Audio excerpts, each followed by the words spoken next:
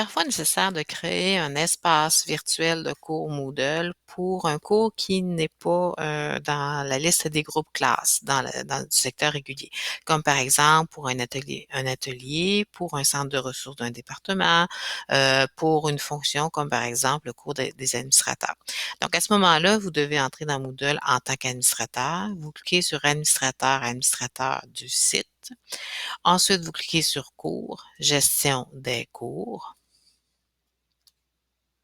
Ensuite, vous avez le bouton Créer un cours. Vous cliquez sur Créer un cours. Vous lui donnez un nom. Souvent, on va l'appeler cours exploratoire pour les distinguer des autres cours. Et par la suite, j'ajouterai le nom de la personne qui va être responsable du cours.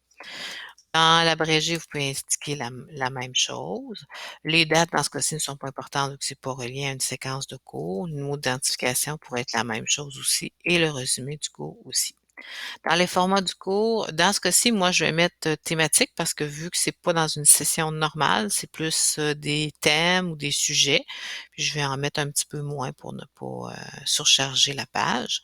Dans apparence, je vous suggère d'utiliser Clean parce que ça s'adapte bien aux mobiles et aux tablettes. Dans la langue, c'est à votre choix, vous pourriez mettre français. Et tout le reste, on le laisse tel quel et on fait enregistrer et afficher. Donc, présentement, le cours, il est créé, mais il n'y a personne qui est assigné. Donc, ce qu'on va faire, c'est qu'on va inscrire des utilisateurs. On va inscrire d'abord les enseignants. Dans ce cas-ci, l'enseignant, c'est Chantal Desrosiers. Voilà. OK, terminer l'inscription. Et on voit maintenant que les deux comptes ont été ajoutés. Ce qui est intéressant aussi, c'est d'ajouter le volet étudiant. Comme ça, si l'enseignant fait des tests en tant qu'étudiant, les données vont être enregistrées, donc il pourrait garder des traces des tests qu'il a fait.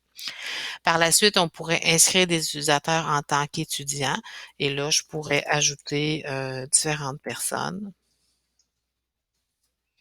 Je peux en ajouter autant que je veux. Voilà. Toujours en cherchant soit avec le prénom ou le nom de famille.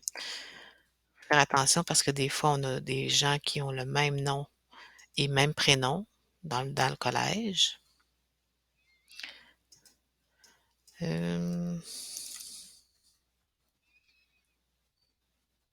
Voilà. Donc, j'ai inscrit tous les CP et je vais terminer les inscriptions. Donc, et on voit maintenant que les collègues sont été mis comme étudiants, donc ils vont pouvoir prof- pra- vont pouvoir participer aux activités, mais sans nécessairement les modifier. On a aussi un autre rôle qu'on pourrait leur donner, qui est l'enseignant non éditeur, qui lui, en réalité, c'est un enseignant qui pourrait faire des actions auprès des étudiants, donc c'est-à-dire leur répondre dans les forums, corriger des devoirs, entrer des notes, mais ne pourrait pas modifier le contenu en tant que tel. Donc, si par exemple, comme enseignant, moi j'ajoute des vidéos, des fichiers, des activités d'apprentissage, l'enseignant éditeur peut les faire, peut les télécharger, mais ne peut pas les supprimer ou les modifier. Voilà.